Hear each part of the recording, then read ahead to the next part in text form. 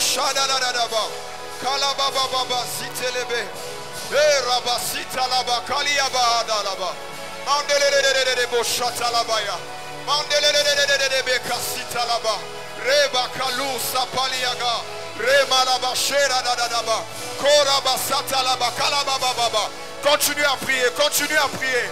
Reba sita laba kalaba. Rebo sopradia talabahania. Reda laba kara da da da ba telebe. Rabababa sutelebe. Rakia bahanunuva. Rebra suma italaba. Kere debe shatalabaya. Oh shabitalabaya. Rabababa sutalababa. Kalaba sutalabana da da da da da da ba kayana nama. Da da da da da da da da ba kalaba shada da da da da ba. Zabradi kalaba sutalabaya na na na nama. Kalaba baba sutelebe. Jésus, Jésus, Jésus, Jésus, Jésus, Jésus, Jésus, Jésus. Dis à Dieu, Seigneur, je veux voir ta gloire cette nuit. Les rabassats. Est-ce que quelqu'un peut prier? Que quelqu'un dise à Dieu, je veux voir ta gloire cette nuit. Est-ce qu'on peut prier le Seigneur? Est-ce que quelqu'un peut demander la gloire de Dieu en ce lieu? La gloire de Dieu qui change et qui transforme de situation et de personnes. Libra Chatalaba.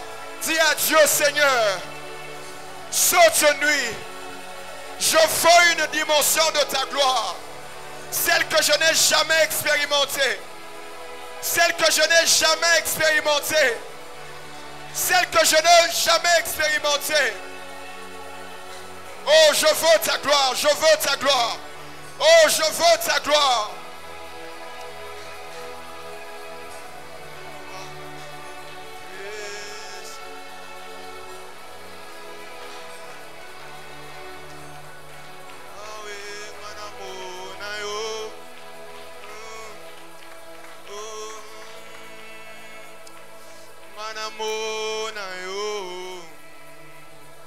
Yahweh nganamona yo,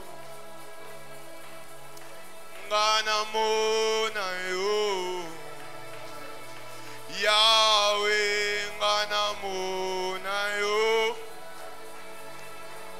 ya nganamona yo, Yahweh nganamona yo, nganamona yo, nganamona yo, hey! Yahweh nganamona yo. Est-ce que quelqu'un peut le désirer en ce lieu? Nganamona yo, Yayananga, Yahweh nganamona yo, nganamona yo.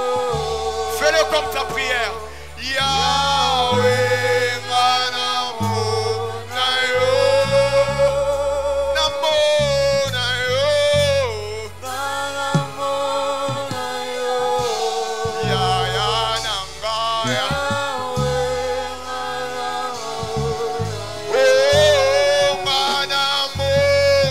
nganamona yo,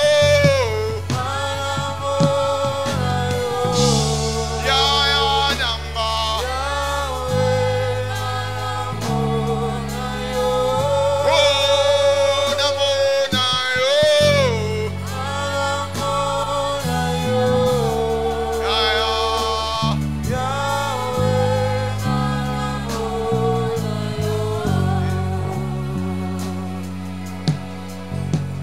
Hallelujah.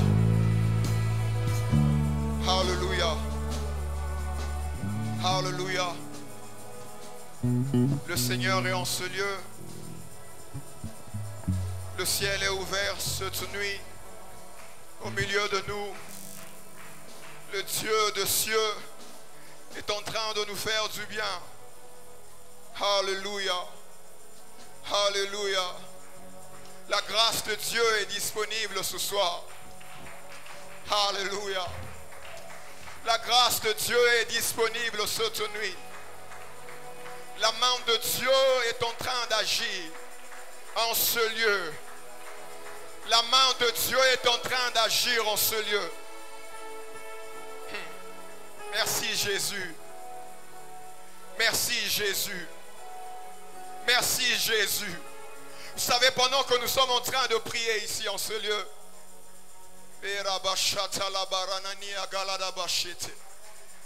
dans mon esprit, je suis en train de faire une vision où je vois la terre qui s'ouvre. Et bizarrement, pendant que la terre est en train de s'ouvrir, je vois comme de pièces d'identité qui sont en train de sortir de terre. Et je demande à Dieu, Dieu est en train de me dire qu'il est en train de restaurer l'identité d'une personne en ce lieu.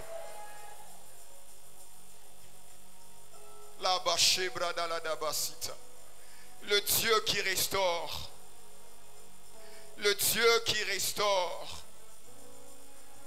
Le Dieu qui restaure. Merci de le faire en ce lieu. Pendant ce petit moment où nous voulons écouter ta parole, laisse que tu sois encore à l'œuvre, Seigneur Dieu de gloire. Continue à faire. Continue à agir dans le nom de Jésus. Nous te rendons toute la gloire et l'honneur et nous t'acclamons, Seigneur. Est-ce que quelqu'un peut bien acclamer le Seigneur? Non, est-ce que tu peux bien acclamer le Seigneur? Est-ce que tu peux bien acclamer le Seigneur?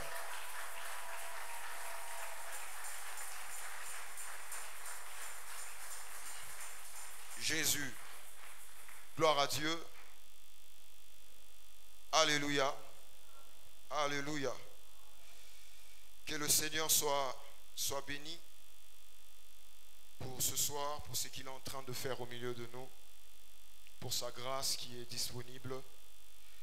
Et je bénis son nom, je le rends grâce pour l'opportunité qu'il nous a accordée de pouvoir se tenir ici cette nuit. Je dis merci au président pour l'opportunité et merci à toute l'équipe de la jeunesse. Et merci à vous qui êtes ici en ce lieu. Alors je veux rapidement partager une pensée que le Seigneur a mis dans mon cœur. Pendant que je préparais, l'Esprit de Dieu m'a donné 2 textes. Luc chapitre 4, Genèse 32. Je serai dans Luc chapitre 4 et Genèse 32. Je commence par lire Luc chapitre 4. La Bible dit, Jésus, rempli du Saint-Esprit, revint du Jourdain. Il fut conduit par l'Esprit dans le désert où il fut tenté par le diable pendant 40 jours et il ne mangea rien durant ce jour-là.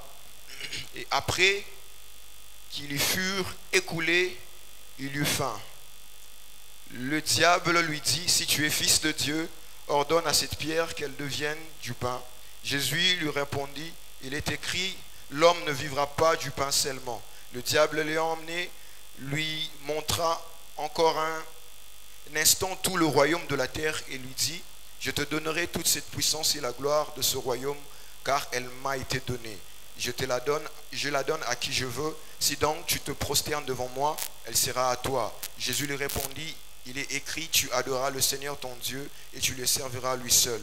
Le diable le conduisit encore à Jérusalem, le plaça sur le haut du temple et lui dit, si tu es fils de Dieu, jette-toi d'ici en bas, car il est écrit, il ordonnera à ses serviteurs, à ses anges, à ton sujet, afin qu'ils te gardent. Et ils te porteront sur le main, de peur que ton pied ne heurte contre une pierre. Jésus lui répondit, il est dit, tu ne tenteras point le Seigneur ton Dieu. Après l'avoir tenté de toute cette manière, le diable s'éloigna de lui jusqu'au moment favorable. Jésus, revêtu de la puissance de l'Esprit, retourna en Galilée et sa renommée s'est répandue dans tout le pays d'alentour. Amen. Amen. Amen. Alors, j'aimerais véhiculer juste une pensée qui dit ceci. Dans le désert, conduit dans le désert pour transformer les charpentiers en sauveurs. Amen. Alors, le thème général que nous sommes en train de partager pendant cette retraite, c'est consacré pour une nouveauté de vie. Consacré pour une nouveauté de vie. Alors la consécration dans la Bible, ça s'apparente aussi avec le terme de sanctification, qui veut dire simplement le fait de pouvoir mettre à part pour un usage. Lorsque Dieu est en train de consacrer de personnes, de lieux dans la Bible, il le mettait à part pour un but, pour une mission et pour un usage. Et aussi ici on est en train de dire que voilà, le thème c'est consacré pour une nouveauté de vie. Ça veut dire consacré pour manifester une vie nouvelle. Alors le texte que nous venons de lire ici, la Bible nous parle de l'histoire de Jésus-Christ, Fils de Dieu qui a été envoyé par Dieu pour sauver le monde. Il avait une mission de la part de son Père, de la part de Dieu. Alors pendant qu'il vient sur la terre, on voit que Jésus est en train de passer, ou il passe carrément 30 bonnes années, si on peut le dire, presque à ne rien faire. Il est avec sa mère et la Bible dit même qu'à un certain moment, il est en train d'aider son père dans son travail parce que son père c'était un charpentier. Et lorsque vous lisez la Bible, vous allez voir même d'autres fois où Jésus a fait un miracle et les gens lui disent que d'où lui vient cette sagesse, d'où lui vient cette puissance? N'est-il pas le fils du charpentier qui était au milieu de nous? Amen. Amen. Alors, étant sur la terre, ayant reçu la mission de Dieu, il devait justement passer à l'acte. Et Jésus, ayant senti que c'était le moment pour lui de pouvoir commencer sa mission, de pouvoir faire ce que Dieu attendait de lui, de pouvoir faire ce que Dieu lui avait appelé, la Bible dit qu'il s'est décidé de pouvoir aller se faire baptiser. Amen. Amen. Et pendant son baptême, il se passe une chose, c'est que la Bible dit que l'Esprit de Dieu descend sur lui, il fut rempli de l'Esprit. Et alors qu'il est rempli de l'Esprit, l'Esprit lui conduit dans le désert. Amen. L'Esprit le conduit où? Dans le désert. Amen. Hein? Amen. C'est un peu paradoxal. Je me suis demandé, Seigneur, comment est-ce que l'Esprit de Dieu descend sur ton fils? Moi, je m'attendais à ce que l'Esprit de Dieu lui conduise directement à faire ce qu'il était censé faire. Mais l'Esprit le conduit d'abord dans le désert. Amen. La méthode de Dieu, la méthode que Dieu utilise pour que son fils passe du charpentier au sauveur, alors que l'Esprit de Dieu descend sur lui, il lui conduit d'abord dans le désert. Amen. Nous le savons, dans le désert, dans la Bible, le désert a plusieurs significations. Amen. Et même dans la vie réelle, lorsque quelqu'un est dans le désert, il n'y a pas de vie, il n'y a pas d'eau, il n'y a pas de ressources. C'est un lieu où une personne n'est pas censée vivre dans le désert. Mais alors que l'Esprit de Dieu descend sur Jésus, il le conduit dans le désert. Amen. Il le conduit dans le désert, dans un lieu où il n'y a pas de ressources. Amen.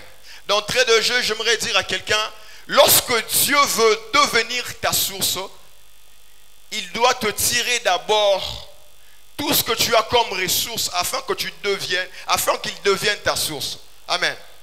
Amen.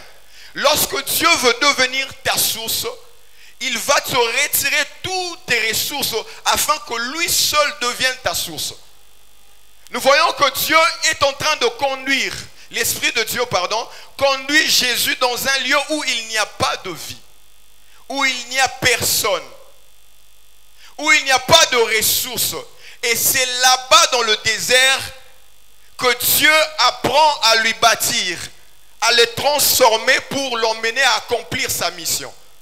Amen. On peut le dire que c'est comme un lieu de consécration pour passer à une autre étape de sa vie.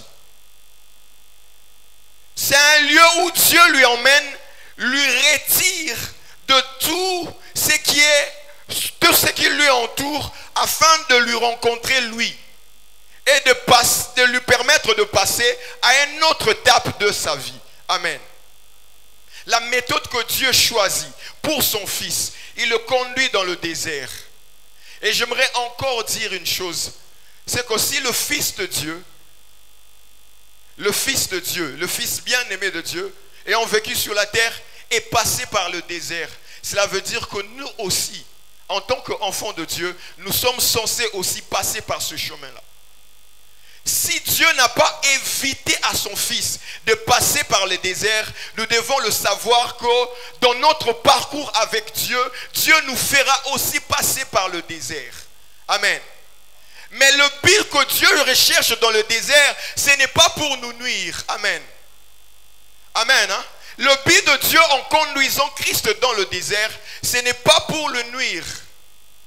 Parce que lorsque vous lisez le texte, apparemment c'est comme si Dieu est en train de livrer son Fils. Le même texte dans Marc, la Bible est en train de donner plus de clarification par rapport à la réalité que Jésus devait vivre dans le désert. La Bible dit qu'il y avait le diable, les tentateurs, et il y avait de bêtes sauvages dans le désert. Entre nous, un père qui aime son fils peut le conduire dans un lieu où il y a de bêtes sauvages. C'est comme si Dieu a livré Christ dans le désert, apparemment. Mais le désert, c'est la méthode de Dieu pour que les charpentiers puissent devenir sauveurs. Amen. C'est la méthode de Dieu, c'est la manière de faire de Dieu pour consacrer son Fils, pour lui tirer du milieu de tout le monde afin de bâtir sa vie pour une prochaine étape. Et vous ne pouvez pas manifester la vie de Dieu si vous n'apprenez pas à vous retirer. Si vous n'apprenez pas à vivre une vie de consécration. La Bible dit que Christ est allé non pas pour faire un tourisme, il est allé prier pendant 40 jours et 40 nuits. Il était dans un état de jeûne. Cela veut dire qu'il s'est consacré. Il s'est retiré de tout le monde pendant 40 jours et 40 nuits. Amen, amen. Amen, amen. Et vous ne pouvez pas manifester la vie que Dieu veut en vous aussi longtemps que vous n'apprenez pas à vous retirer. Amen. Aussi longtemps que vous n'apprenez pas à vous mettre à part. Quand on parle de la consécration, c'est aussi le fait de se mettre à part pour Dieu. Mais seulement pour que la vie de Dieu commence à se manifester, vous devez vous décider de vous mettre à part. La Bible dit que Jésus fut rempli de l'Esprit. L'Esprit le poussa dans le désert. Cela veut dire que l'Esprit lui a donné une direction, mais Jésus a accepté d'aller dans la direction de l'Esprit. Amen. Ce n'est pas que l'Esprit lui a transporté jusque dans le désert, non. Il lui a poussé, il lui a donné une direction, mais Jésus a accepté d'aller dans le désert. Et combien sommes-nous capables d'accepter d'aller dans le désert lorsque l'Esprit de Dieu nous pousse? Amen. Sommes-nous capables d'obéir à la direction de l'Esprit? Sommes-nous capables de nous retirer lorsque l'Esprit de Dieu nous le demande? Si nous n'apprenons pas à nous retirer, si nous n'apprenons pas à nous consacrer, à nous détacher de certaines choses, nous ne pourrons pas manifester la vie de Dieu en nous. Amen. C'est ce que ce texte nous enseigne. Et il y a deux réalités que je viens de citer, ou exactement trois que j'aimerais partager avec nous rapidement avant de prier. La première de réalité, lorsque Christ va dans le désert, lorsque l'Esprit le conduit dans le désert, la première de choses que Christ vit, il rencontre le diable, les tentateurs. Amen. Amen. La première de réalité qui se passe dans le désert que nous devons savoir, lorsque nous acceptons de vivre différemment pour Dieu, lorsque nous acceptons de vivre une vie de consécration, Lorsque nous acceptons de nous mettre à part pour Dieu, nous devons savoir que c'est à ce moment-là que le diable vient pour nous tenter, afin de nous emmener à nous compromettre pour ne pas manifester la vie de Dieu qui est en nous. Amen. Vous savez, la première des choses que le diable fait lorsqu'il arrive, il lui dit, si tu es fils de Dieu, transforme ce pierre en pain. Amen. Amen. Mais j'aime une chose, c'est que avant que Christ ne puisse aller dans le désert, Dieu lui avait déjà donné une confirmation, une parole de confirmation, en lui disant ceci: celui-ci est mon fils bien-aimé. Il n'avait pas besoin de pouvoir faire la volonté du diable, parce que Dieu lui avait déjà donné une garantie. Dieu lui avait déjà donné sa parole, il avait déjà confirmé. Le diable ne venait que pour créer le doute en lui, pour lui emmener à se compromettre. Amen. La méthode du diable pour tuer la vie de consacré, c'est de lui emmener à se compromettre. Parce qu'il sait qu'à partir du moment où tu te compromets, tu te détaches de ton alliance avec Dieu. Et c'est la même chose qu'il a utilisé avec Samson. La Bible dit que Samson c'était un consacré. Dieu a apparu au travers de son ange à ses enfants et à ses parents, pardon. Il a dit à sa mère que moi parce qu'il a une mission, il sera consacré. Amen. Et la Bible dit que le rasoir ne devait pas passer par sa tête.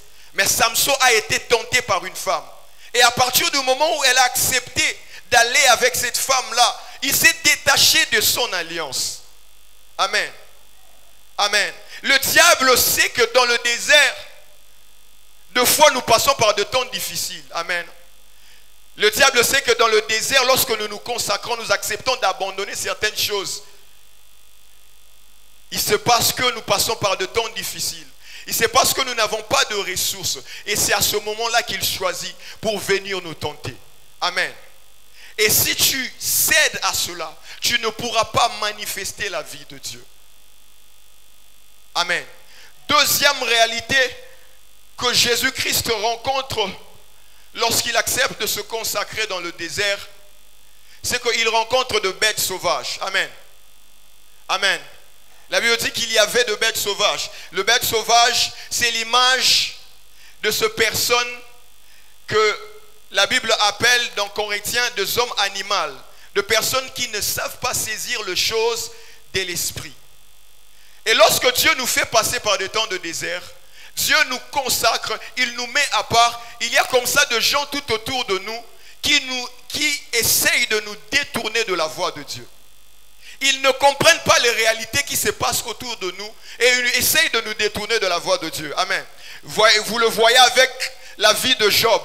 Lorsque Job est en train de passer par des moments de preuve, il y a même sa femme qui était avec elle, qui n'arrive pas à saisir la réalité par laquelle Job était en train de passer, et il veut pousser Job de pécher contre Dieu en lui disant parce qu'il t'a tout retiré.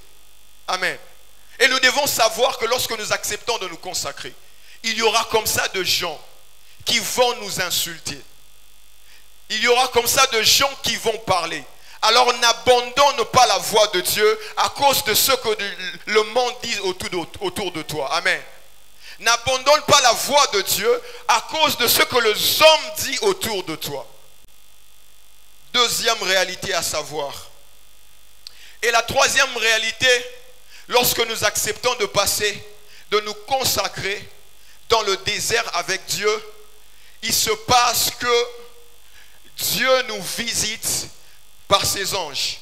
Marc est en train de dire qu'il a passé 40 jours et 40 nuits dans le désert sans pour autant manger. Et les anges de Dieu sont venus pour le faire quoi? Pour le servir. Amen. Les anges de Dieu sont venus pour le servir. Il a accepté de ne pas manger, de se passer de la nourriture terrestre. Après ce temps, il a reçu une nourriture qui venait d'en haut. Amen. Ce qui veut dire que lorsque nous nous consacrons pour Dieu, lorsque nous acceptons d'abandonner certaines choses, Dieu nous récompense toujours par sa visitation.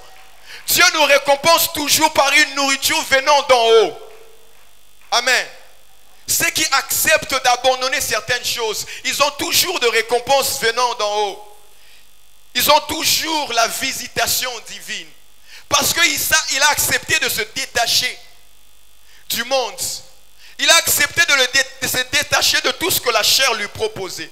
C'est à partir de ce moment-là qu'il a reçu la visitation de Dieu. Amen. Et lorsque vous lisez la Bible, vous allez voir que plusieurs fois où Dieu a visité des gens, c'était dans des moments où ils étaient seuls. Amen. C'était dans des moments où ils avaient accepté de se retirer. Le texte que j'avais donné, que je n'ai pas lu, dans Genèse 32, la Bible est en train de nous parler de Jacob.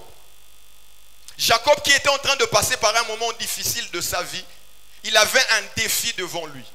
Amen. Et la Bible dit qu'il a envoyé ses enfants à Tindi Bangoba Kende. Et à ce moment-là, il se décida de demeurer seul. De rester seul, de se retirer dans un lieu isolé. De consacrer ce moment-là en étant seul. Et c'est à partir de ce moment-là que Jacob se décide de se retirer des hommes qu'il reçoit la visitation de Dieu. Amen. Aussi longtemps que Jacob est avec ces hommes-là, il ne peut pas voir Dieu. Parce que dans le parcours de Jacob, vous allez voir que Jacob n'avait jamais reçu la visitation de Dieu. Seulement à partir du moment où il décide de demeurer seul, c'est après ce moment-là qu'il reçoit la visitation divine. Amen. Si vous voulez vivre la visitation divine, vous devez apprendre à vous consacrer. La visitation divine ne sera pas votre apanage aussi longtemps que vous êtes encore avec tout le monde. Aussi longtemps que vous ne vous mettez pas à part, vous vivez comme tout le monde. Amen. Amen, amen. Et la Bible dit que lorsqu'il descendait, l'Esprit de Dieu lui a revêtu. Il reçoit un revêtement. Amen. Amen. Autre chose encore, c'est que lorsque Christ est en train de monter, d'aller à la montagne, au désert, la Bible dit qu'il était rempli de l'Esprit. Mais alors qu'il passe ce temps de désert, quand il descend, il est revêtu de l'Esprit. C'est-à-dire qu'il passe à une autre étape de sa vie. Ce n'est plus le fils de charpentier, mais c'est le oint de Dieu. La preuve que lorsqu'il descend, il va directement dans la synagogue. Il dit que l'Esprit du Seigneur est sur moi. Il m'a oint pour une mission. C'est maintenant-là que cette parole des Écritures s'accomplit, parce que je commence ma mission. Cela veut dire que quand vous me verrez, vous ne verrez plus le fils des charpentiers, mais vous serez face au oint. Pourquoi? Parce qu'il a accepté de passer ce temps de désert. Et c'est dans le désert que Dieu apprend à nous transformer, afin que nous passions du charpentier au oint. Et si tu n'acceptes pas de passer par le désert, tu ne pourras pas recevoir cette dimension de revêtement afin d'accomplir ta mission. Et la Bible dit que sa renommée s'est répandue sur tout Israël. Pourquoi? Parce que l'onction de Dieu était sur lui. Ce n'était plus la même personne. C'était une personne différente. Voilà pourquoi il pouvait guérir le malade, chasser les démons et accomplir de miracles. Pourquoi? Parce que c'était une personne différente. Amen. Mais comment est-ce qu'il a passé par cette étape de transformation? C'est par l'obéissance à la direction de l'Esprit. C'est parce qu'il s'est consacré. Si le Fils de Dieu s'est consacré pour passer à une autre étape de sa vie, cela veut dire que nous aussi, nous sommes obligés de passer par là. Amen. Amen. Mais es-tu prêt d'accepter de demeurer seul? C'est cela le problème. Amen. Jacob savait qu'il était en train de passer à une autre étape de sa vie. Et il savait qu'à ce moment-là, il avait besoin de Dieu. Parce qu'il possédait presque tout. Mais il savait que le défi qu'il attendait, il a besoin de Dieu. Il a besoin d'une autre identité venant de Dieu. Mais pour que son identité change, pour qu'il commence à manifester ce que Dieu attendait de lui, il doit d'abord accepter de demeurer seul. Amen. Et à ce moment ici, cette nuit, C'est un peu comme la nuit où Jacob a accepté de demeurer seul. C'est un appel que Dieu est en train de faire à quelqu'un ici en ce lieu. Certes, on est ensemble ici. Mais en ce moment ici, j'aimerais que quelqu'un se considère seul avec Dieu. Amen. Je ne sais pas s'il y a quelqu'un ici comme moi qui veut passer dans une autre étape de sa vie. Amen. Je ne sais pas s'il y a quelqu'un ici en ce lieu qui sent que quelque chose de nouveau doit arriver dans sa vie. Mais es-tu capable de demeurer seul? Es-tu capable de demeurer seul en ce moment? C'est parce que lorsque tu restes seul, c'est à ce moment-là que tu reçois la visitation divine. C'est à ce moment-là que ton identité change. C'est à ce moment-là que tu passes de Jacob en Israël. Amen. Lorsqu'il naissait, on lui a donné le nom de Jacob. Et lorsque vous lisez la Bible, vous essayez de faire des recherches sur le nom de Jacob, vous allez voir que la signification de son nom, c'était une personne qui trichait. Une personne ruseuse. Et toute la vie de Jacob, il était en train de tricher pour réussir. Amen. C'est l'identité qu'il avait reçue de ses parents. Et ça lui a collé toute sa vie. Mais pour que Dieu change la vie de Jacob, il lui change d'abord d'identité. Il lui change d'abord de nom. Mais avant que Jacob puisse passer en Israël, il doit d'abord accepter de demeurer seul. C'est à partir de ce moment-là que Dieu transforme son identité. Et ce soir, je crois que Dieu veut changer l'identité de quelqu'un. Mais tu dois demeurer seul dans la prière avec Dieu. Amen.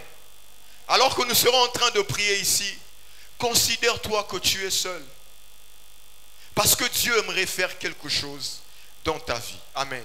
Est-ce qu'on peut acclamer le Seigneur? Est-ce qu'on peut acclamer bien le Seigneur? Pendant que tu acclames le Seigneur, tu te lèves. Acclame, acclame, acclame, acclame. Mozobe tamaboko. Otele mitsobonde là. Otele mitsobonde là. Si tu sens que quelque chose doit se passer cette nuit dans ta vie. C'était aussi une nuit. C'était aussi pendant la nuit que Jacob avait décidé de rester seul. C'était aussi pendant la nuit. C'était aussi pendant la nuit. Et cette nuit, je crois qu'il y a une visitation divine dans la vie de quelqu'un. Le Seigneur veut faire quelque chose. Il y a un Jacob qui doit passer en Israël cette nuit, afin que l'histoire de sa vie change complètement. Vous savez, Dieu n'a pas besoin de beaucoup de gymnastique pour changer la vie d'une personne. En une seule nuit, la vie de Jacob avait totalement changé. Parce qu'il avait rencontré Dieu en ce moment-là. Est-ce qu'il y a quelqu'un qui a besoin de rencontrer Dieu en cette nuit? Kalabashita labaradadabaya. Kalabashabradadabasite leberadadaba. Kalabaradadabashakalabaya. Est-ce qu'il y a quelqu'un qui a besoin de rencontrer Dieu en cette nuit?